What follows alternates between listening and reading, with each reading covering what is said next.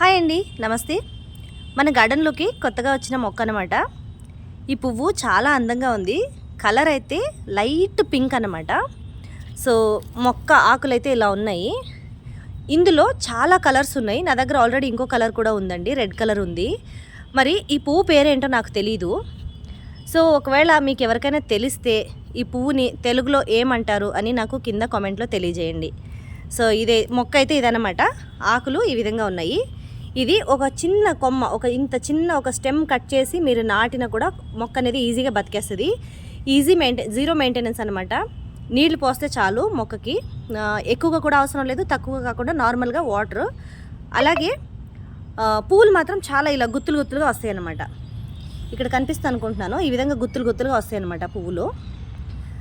All time పూలు ఉంటాయి, అంటే సీజన్ లేదు దీనికి. ఏ టైంలోనైనా పువ్వులు పూస్తూనే ఉంటుంది అన్నమాట. సో స్టెమ్స్ అయితే ఈ విధంగా ఉన్నాయి, ఆకులు ఇలా ఉన్నాయి. ఇదిగోండి, ఇక్కడ కూడా ఇంకో గుత్తు రాబోతుంది.